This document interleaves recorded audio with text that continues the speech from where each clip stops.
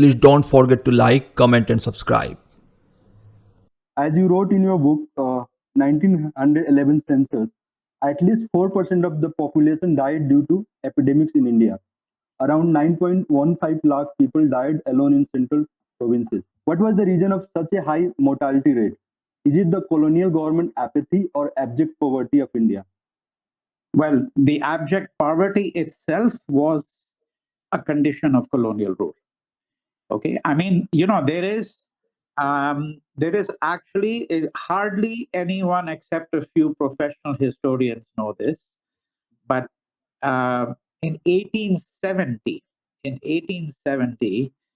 I think it was a journal of the Statistical Society of Great Britain, okay, and Ireland. If my memory serves me correctly, they published a report in 1870 admitting that the severity and frequency of famines in the 19th century in India had never been witnessed in the history of India before. Okay. Now, I want to take a few minutes to properly answer this question because we need to understand several things.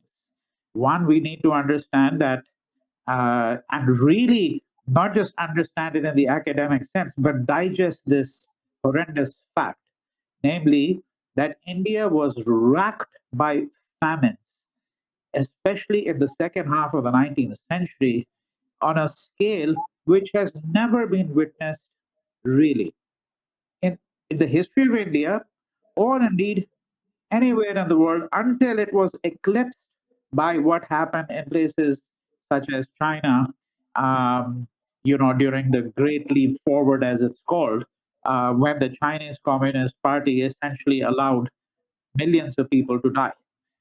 They knew exactly what was happening. Reports were being sent, but the Chinese Communist Party essentially allowed people to die, and it's estimated that 35, 40 million people may have died.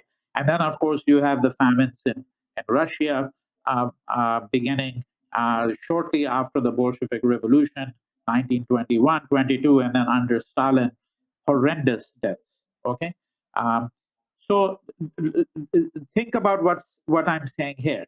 One, that there is an instinctive way, and people have been brought up to believe that as we move along in time, as we get into the 19th century, 20th century, and now in our own time, we progress.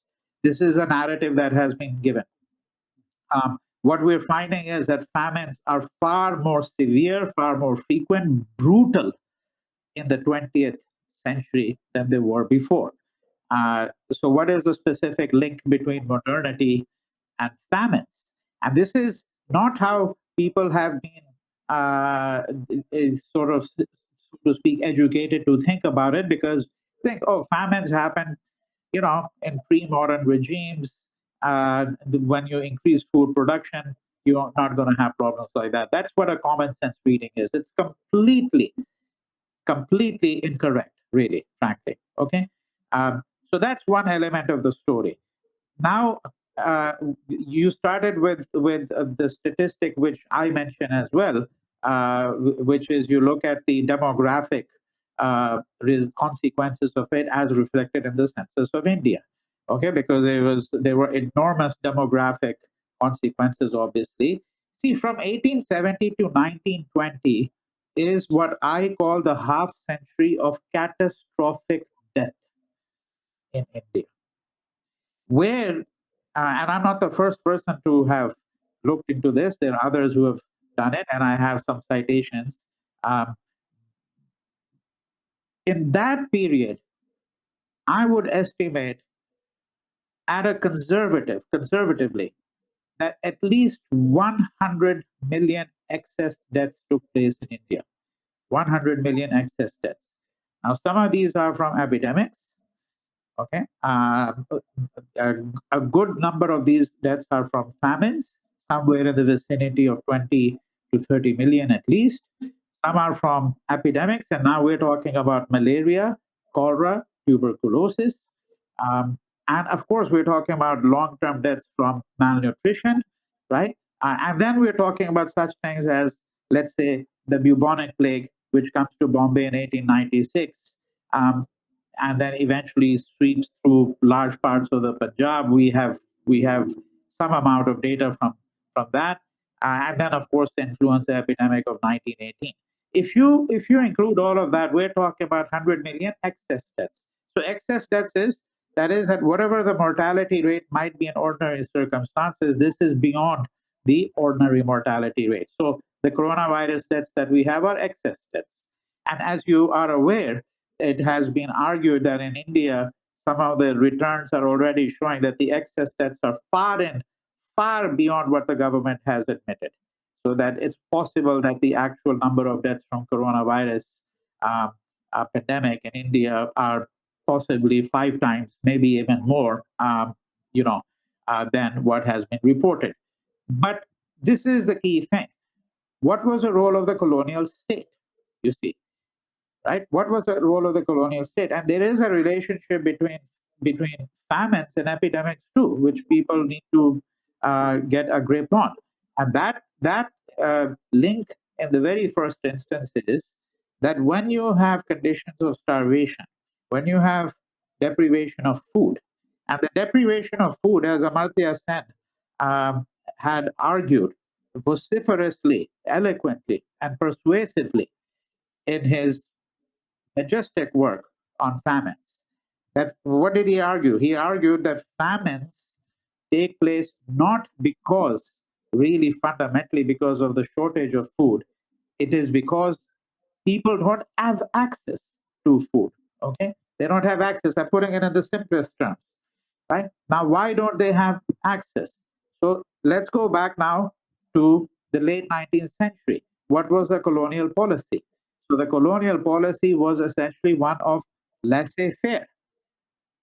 Laissez-faire. That is, effectively, of course, this is the dogma of capitalism here, but it was basically a policy of state non-intervention, right? That the free market, okay, let it stand. The free market will determine the best outcome over here, okay? Um, and so this is and you can see this. You can see this in the letters of someone like Sir Richard Temple, who was the governor of the Bombay Presidency, right? And you can see this in the letters that he writes to colleagues. You can see that in the famine policies of the state.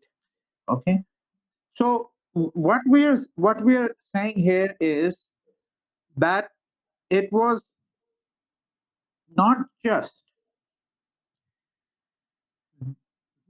bad government or poor governance, right?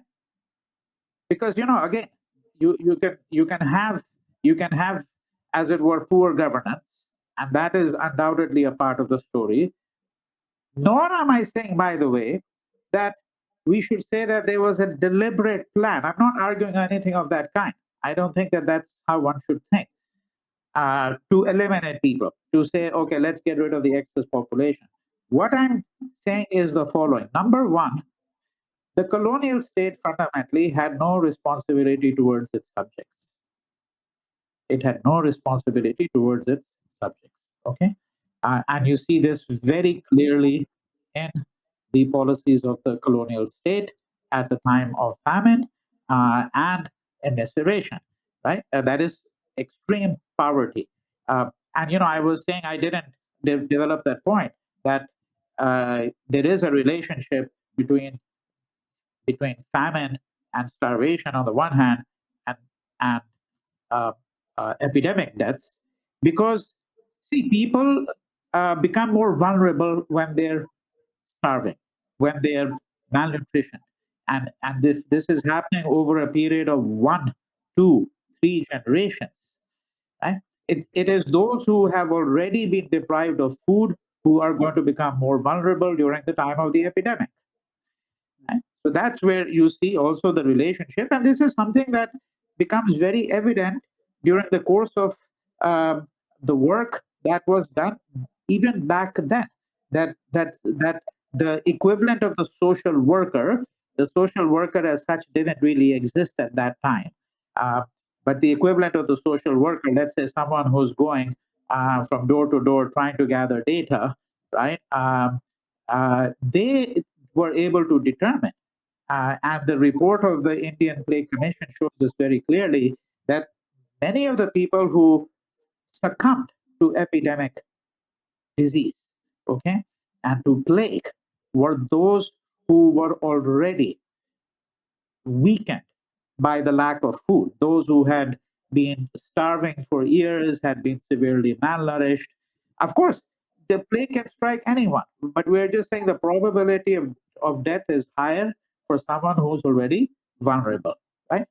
So, going back then and wrapping it up, I'm saying that number one, it becomes very clear that the colonial state did not really have any responsibility towards its subjects. It's very clear. Right? That is what it means to be living under a colonial state. All right. Secondly, there was an ideology at work.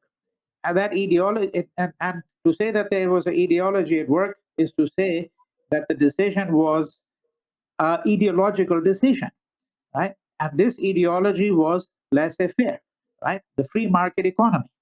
That this will actually resolve our issues when you have a famine and you're thinking about food distribution. Well, should we send supplies from one place to another, etc. Right? That was a fundamental uh, problem that one has to be alert to. And then, of course, there's a third issue. That's a much wider issue, and that goes back to the kinds of arguments that were made by people like Dadabhai Naoroji and Ramesh Chandra Dutt. Both of them wrote key works pretty much around the same time, 1902 and 1901. So you have a book by Ramesh Chandra Dutt, and this book is The Economic History of India. And then you have a book by Dadabhai Naoroji, Poverty and Un-British Rule in India. So if you take these books together, what does Ramesh Chandra Dutt argue? He argues that in fact India was a great manufacturing and agricultural country, and that British policies pauperized India, deindustrialized. And then, of course, Dadabhai Naoroji is the one who comes up with what is known as the drain theory, that India was drained of its wealth, and then he gives you a very concrete, a very concrete set of explanations of how this actually occurred, right? So, if you're looking at the question of poverty, you're looking at the question of um, catastrophic demographic consequences, we'd have to see how Britain eventually bled India and drained it of its wealth and made the people much more vulnerable to such things as famines and epidemic disease. Hopefully, you liked this episode. Please don't forget to like, comment, and subscribe.